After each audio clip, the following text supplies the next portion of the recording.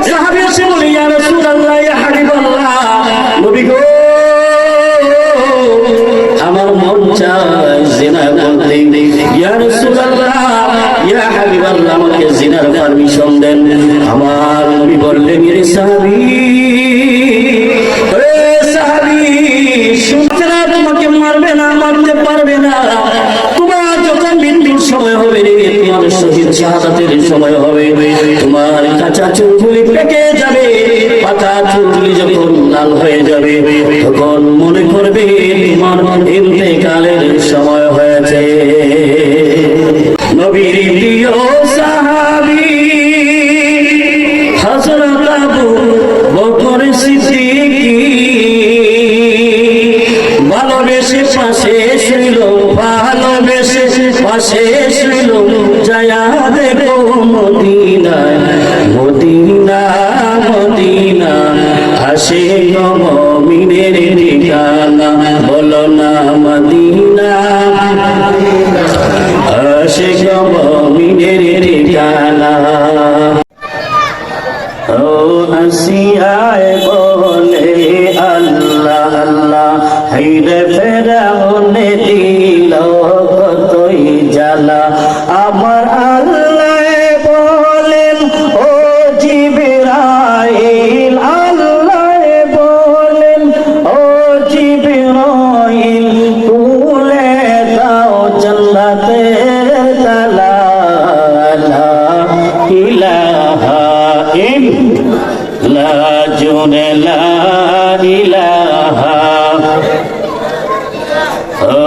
লা ইলাহা ইল্লাল্লাহ, লা ইলাহা, লা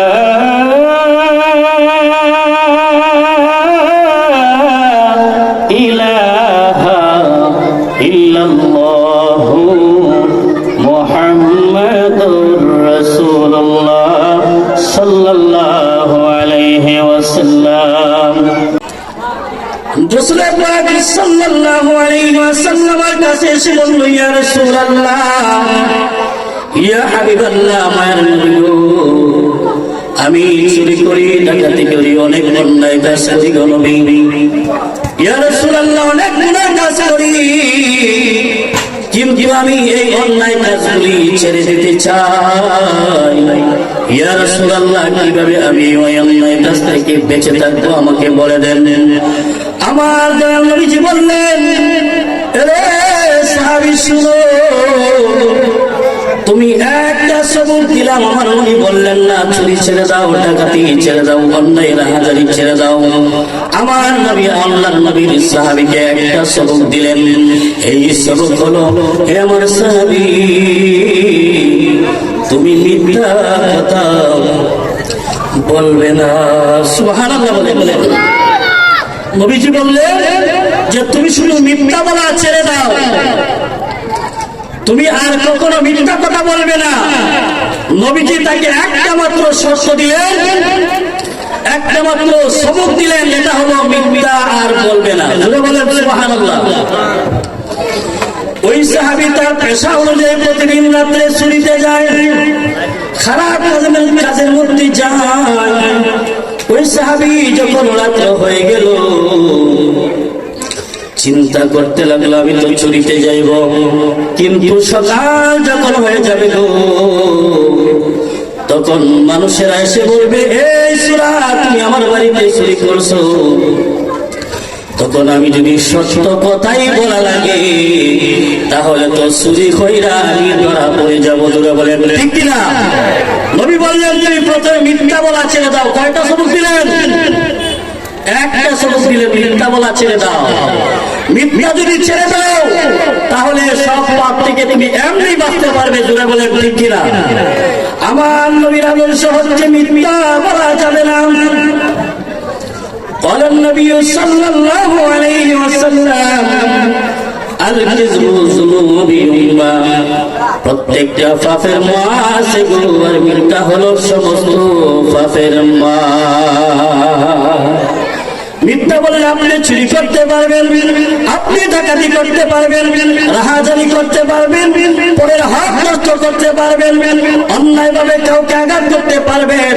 কিন্তু আপনি যদি মিথ্যা বলা ছেড়ে দেন, তাহলে আপনি রাসূলুল্লাহ সাল্লাল্লাহু আলাইহি ওয়াসাল্লামের একটা আদর্শকে নিজের জীবনের মধ্যে বাস্তবায়ন করলেন। যারা বললেন ঠিক কিনা? এজন্য আমরা নবীর আদর্শ মানলে আমরা কি মিথ্যা বলতে পারবো না? মিথ্যা বলা চর্চা হবে। এখন বর্তমান মোবাইলের যুগ, ফোন দিছে আপনি চক বাজার, আপনি বলতেছেন আমি আপনি সড়ক বাজার, আপনি আছেন কালিকাপুর বাজার। আপনাকে জিজ্ঞাসা করা হলো, হে ভাই আপনি কোথায় আছেন? আপনি বলতেছেন যে আমি আছি মাধবপুর। যদি ফাউন্ডারে ফোন দেয় তাহলে কি মিথ্যার কোন শেষ নাই? জোরে বলেন ঠিক কিনা? আমার নবী মিথ্যা বলে নাই, তাহলে নবীর উম্মত হিসেবে, নবীর আদর্শ মোতাবেক আমাদেরকে মিথ্যা ছেড়ে দিতে হবে কি হবে না? ওই সাহাবী একটা সবক নিলেন যে মিথ্যা বলা যাবে না। নবী আমাকে একটা সবক দিয়েছেন, এটা হলো মিথ্যা বলা যাবে না। রাত্র যখন হয়ে গেল, ওই লোকটা চুরি করার অভ্যাস ছিল, চুরি চাইবে, কিন্তু মনে মনে চিন্তা করতে লাগলো, যদি সকালবেলা আমার বলাই লাগে যে আমি চুরি করছি, সত্যই বলা লাগে, সত্য কথা যদি বলতে হয়, তাহলে তো আমার চুরি করা আর হবে না। যারা বলেন ঠিক কিনা? একথা চিন্তা করে ওই লোকটা চুরি ছেড়ে দিল, ডাকাতি ছেড়ে দিল, সর্বপ্রকার অন্যায় কাজ ছেড়ে দিল। লোকটা আস্তে আস্তে আল্লাহ ওয়ালা হয়ে গেল। যারা বলেন সুবহানাল্লাহ। আমার নবীর কেমন আদর্শ, আমার নবীর কেমন আদর্শ, যে আদর্শের কাছে সারা পৃথিবীর মানুষ ফেল। যারা বলেন ঠিক কিনা? একজন খ্রিস্টান লেখক 100 মানুষের জীবনী লিখেছে। ওই ব্যক্তি কার নামটা প্রথম দিবে? পৃথিবীর সারা সারা মানুষের নাম। জ্ঞান বিজ্ঞানী যারা সর্বোচ্চ চূড়ায় পৌঁছেছে এমন মানুষের নামের তালিকা করলো। দি 100 একটা বই লিখলো, ওই বইয়ের মধ্যে 100 মানুষের নাম লিখলো।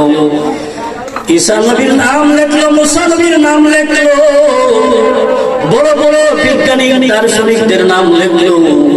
এখন দেখা গেল ওই ব্যক্তি চিন্তায় পড়ে গেলেন, আমি তো খ্রিস্টান, কিন্তু আমার নবী হচ্ছে ঈসা। ঈসা নবীর চেয়েও মুহাম্মদুর রাসূলুল্লাহ সাল্লাল্লাহু আলাইহি ওয়াসাল্লামের আদর্শ সুন্দর।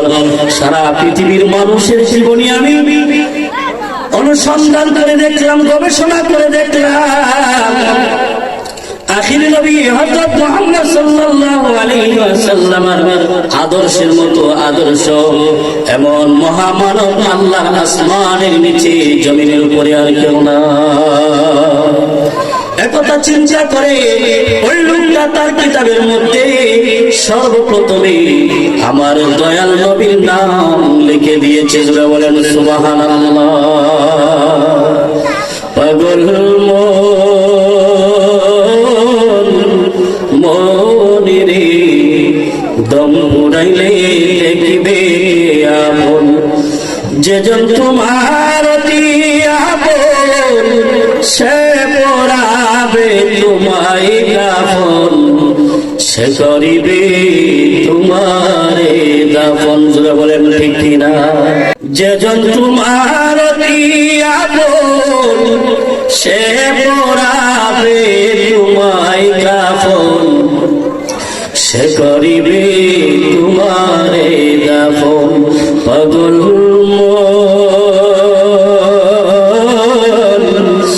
মনিরে দম পড়াইলে দেখিবে আপন, আতর গোলাপ লাগাইয়া সুরমা চন্দন মাখায়া চারিজনে নিবে কান্দিয়া। যারা বলেন ঠিক কিনা?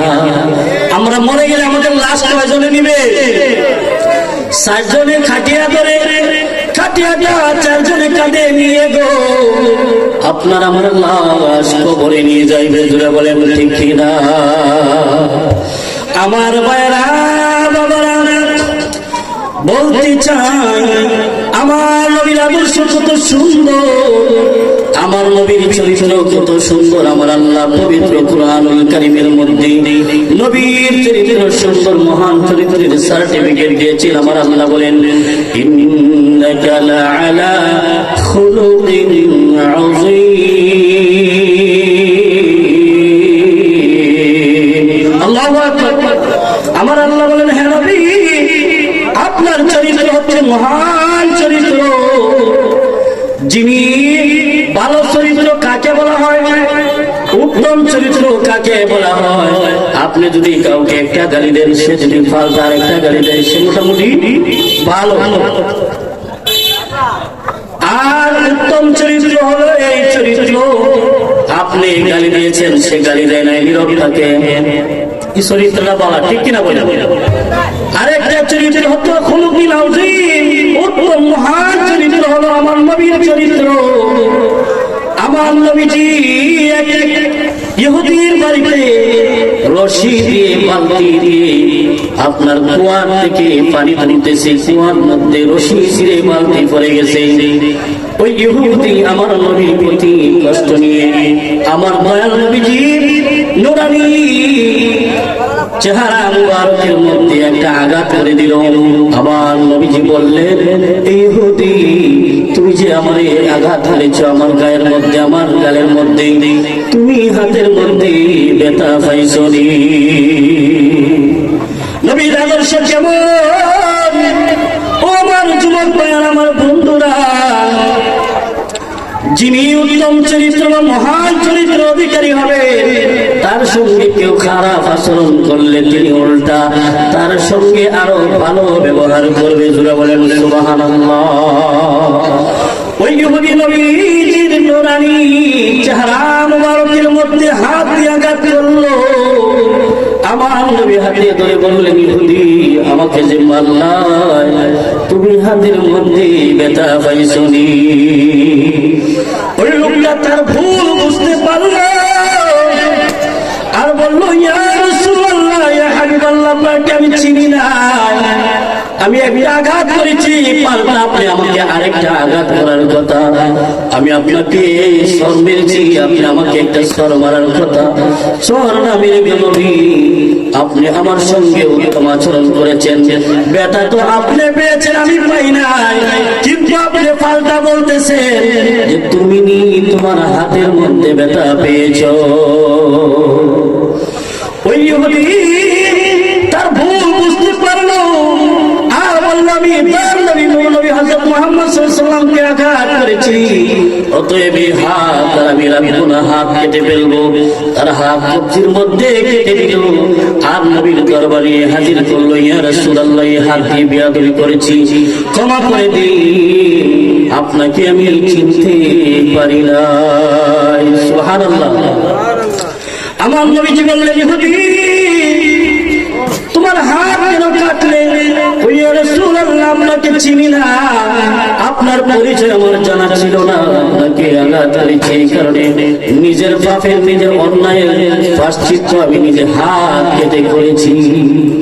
আমার নবী বললে, ইহুদি, তোমার কাটা হাতটা কোথায়? ইয়া রাসূলুল্লাহ, এখানে আছে, কাটা হাতটা আমার হাতে দাও।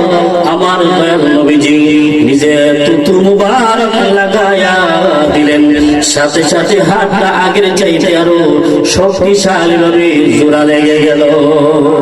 সুবহানাল্লাহ বলেন। আমার নবীজির থুতু মুবারকের এত মর্যাদা, আমার নবীর আদর্শ এত সুন্দর। এই আদর্শ যদি পৃথিবীর মানুষেরা গ্রহণ করে, তাহলে পৃথিবীতে কোনদিন ঝগড়া হবে না। জোরে বলেন ঠিক কিনা? মারামারি হবে না, কাটাকাটি হবে না, ঝগড়াঝাটি হবে না, মার্ডার হবে না, হিংসা হিংসি থাকবে না, চুরি ডাকাতি থাকবে না, জানার বিচার থাকবে না। এক সাহাবী এসে বলে, ইয়া রাসূলুল্লাহ, ইয়া হাবিবাল্লাহ, নবী গো,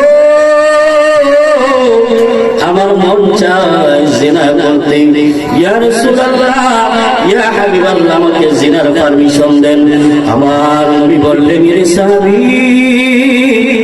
এ সাহাবী, শুনো, পৃথিবীর সমস্ত মহিলারা চার ভাবে বিয়োগ করে। একটা হচ্ছে হয়তো কারো মা হবে, হয়তো কারো বউ হবে, হয়তো কারো মেয়ে হবে, হয়তো কারো স্ত্রী হবে রে। তুমি যদি আমার নবী তাকে ধমক দিলেন না, প্রথমে বললেন সাহাবী শুনো, পৃথিবীর মহিলারা কারো মা হবে, কারো বোন হবে, কারো স্ত্রী হবে, বা কারো মেয়ে হবে। যদি তোমার বোনের ইজ্জতের মধ্যে পৃথিবীর কোনো মানুষ আঘাত করে রে, তাহলে তুমি কি করবে? ইয়া রাসূলুল্লাহ, আমার দেহের ভিতরে জান থাকতে যদি এমন কাজ কেউ আমার সামনে করে, তার মাথা তার দেহ থেকে আলাদা করে দেব।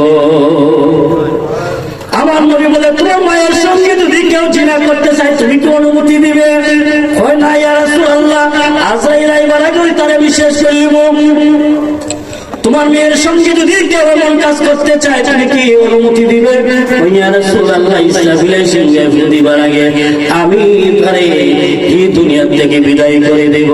আমার নবী বললেন, এরা সাহাবী শুনো, পৃথিবীর মহিলারা হয়তো কারো মা, হয়তো কারো স্ত্রী, হয়তো কারো বোন, কারো মেয়ে হবে। তোমার বোনের ইজ্জত যখন তোমার কাছে আছে, তোমার মায়ের ইজ্জত যেন তোমার কাছে আছে, তোমার স্ত্রীর ইজ্জত তোমার কাছে যেমন আছে রে। যার স্ত্রী বা যার বোনের সঙ্গে তুমি জিনার কাজটা করবে, তার কাছে তার বোনের ইজ্জত আছে। যারা বলেন ঠিক কিনা? একথা শুনে, নবীর আদর্শের কথা শুনে, নবীজির নুরানি জবান মুবারকের কথা শুনিয়া ওই সাহাবী বলল, ইয়া রাসূলুল্লাহ, ইয়া হাবিবাল্লাহ, আমার চোখ খুলে গেছে নবী, আপনাকে আমাকে ধমক দেন না, বুঝায়া দিলেন। ইয়া রাসূলুল্লাহ, ইয়া হাবিবাল্লাহ, আপনার হাতে হাত রেখে আমি তওবা করতে চাই, জীবনে কোনদিন জিনার বিচার করব না। পাইলে নিরালা হে গো নবী, পাইলে নিরালা, আমি নূর কদমে চুমু দিব, নূর কদমে চুমু দিব, চরণ ধুলি মাগব গাই। পাইলে নিরালা হে গো নবী, পাইলে নিরালা, নবীর বাড়ি দূরে, লোহিত সাগরের তীরে, মদিনার সোনার ঘরে, মদিনার সোনার ঘরে জেগে আছেন সর্বদাই। পাইলে নিরালায় গো নবী, পাইলে নিরালায়, আমি নূর কদমে চুমু দিব, নূর কদমে চুমু দিব, চরণ ধুলি মাগব গাই। পাইলে নিরালায় গো নবী, পাইলে নিরালায়। বলেন ইয়া রাসূলুল্লাহ। আমার ভাইরা বন্ধুরা, নবীর আদর্শ কত সুন্দর। আমার নবীজি মক্কাতুল মুকাররমা থেকে মদিনাতুল মুনাওয়ারায় যাবেন, আমার আল্লাহর পক্ষ থেকে আদেশ এসেছে, ইয়া রাসূলুল্লাহ, ইয়া হাবিবাল্লাহ, ইসলাম প্রচারের জন্য আপনি আর মক্কাতুল মুকাররমায় থাকতে পারবেন না, আপনি নবী এই জমিন ছেড়ে মদিনাতুল মুনাওয়ারায় যাইতে হবে।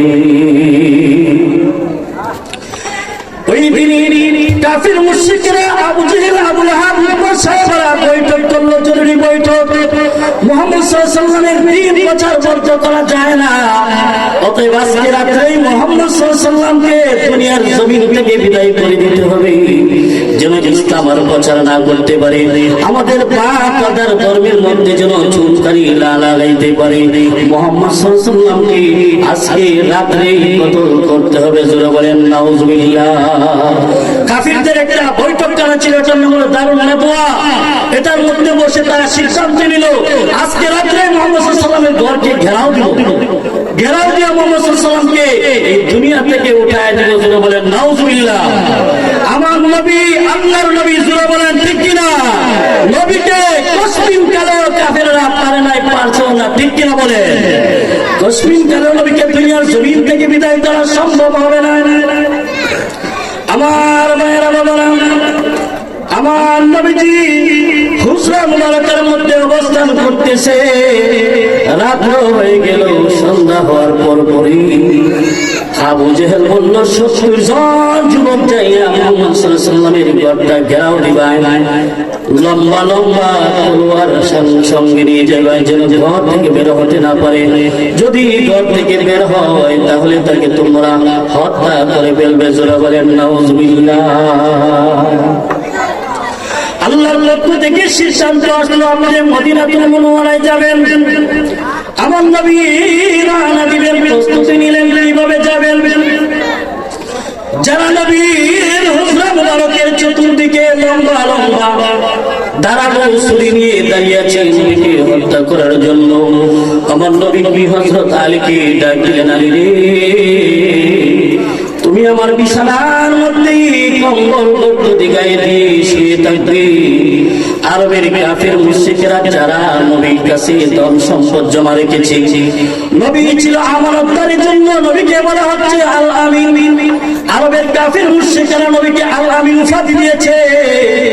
নবীর কাছে তাদের ধন সম্পদ, স্বর্ণ মুদ্রা, টাকা পয়সা জমা রাখলো। যেইভাবে নবীর কাছে রাখলো সেইভাবে এই টাকা পয়সা ফেরত পাইতো। জোরে বলেন সুবহানাল্লাহ। নবী আমানতদার ছিলেন। আজকে আমাদের মধ্যে আমানতদারি নাই। জোরে বলেন ঠিক কিনা? টাকা খরচা নিয়ে ওই দেনা, ঠিক কিনা বলেন? টাকা জমা রাখলে তো আল্লাহ দিলে কইব, তুই বেটা আমারে কোমরা দিবি, তুমি আবার আমার কখন টাকা দিলা? টাকা নিতে আইছো।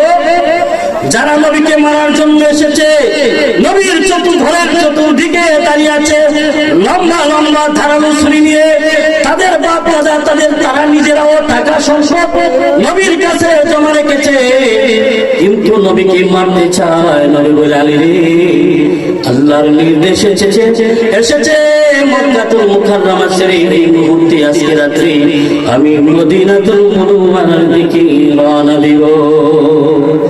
অনেক কাফের মুশরিকরা আমার কাছে আমানত রেখেছে, টাকা পয়সা, স্বর্ণ মুদ্রা, গয়না অলংকার রেখেছে। হে আলী,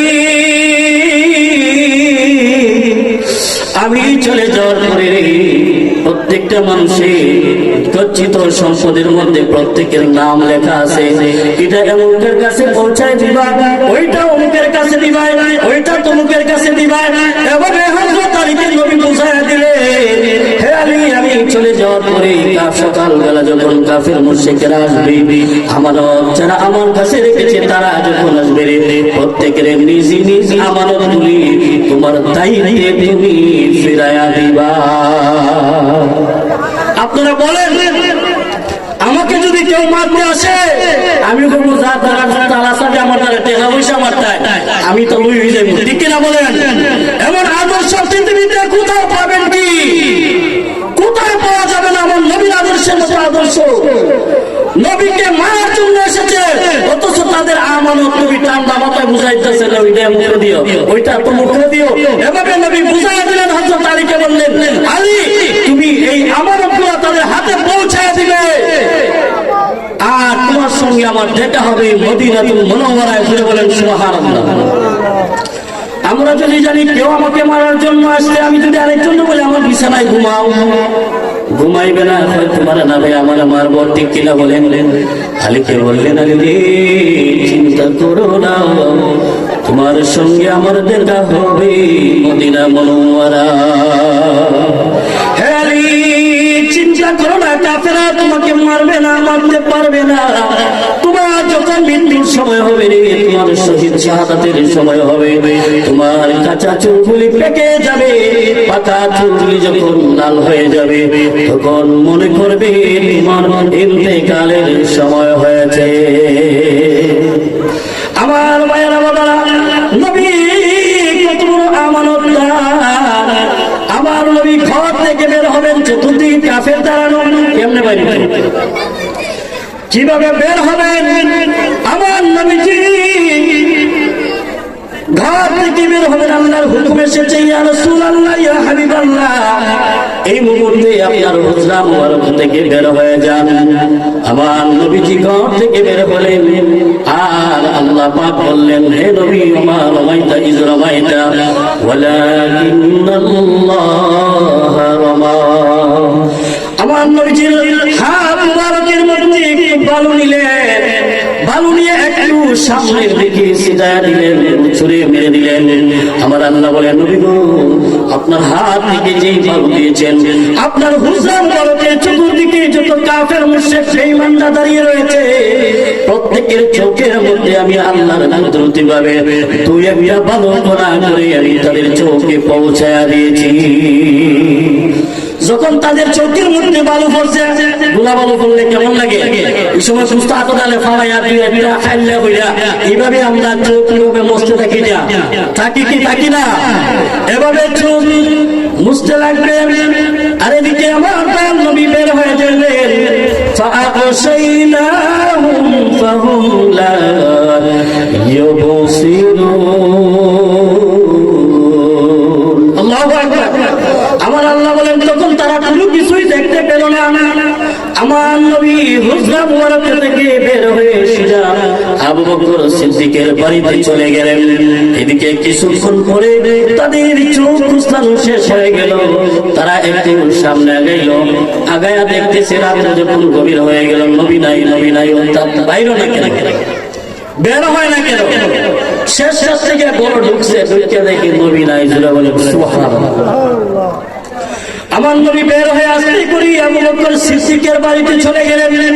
ডাক দিলেন, আবু বকর। আসতে করে ডাক দিলেন, আবু বকর দরজা খুলো।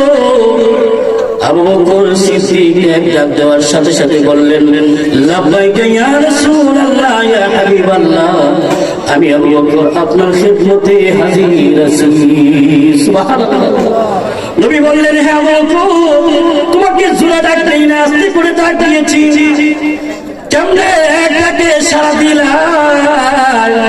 আবু বকর বলি, ইয়া রাসূলুল্লাহ, ইয়া হাবিবাল্লাহ, 6 মাস আগে বলেছিলেন আপনার মক্কাতুল মুকাররমা থেকে মদিনা মুনাওয়ারার মধ্যে আপনি যাবেন, আর আপনার সফর সঙ্গী আমাকে বানাবে।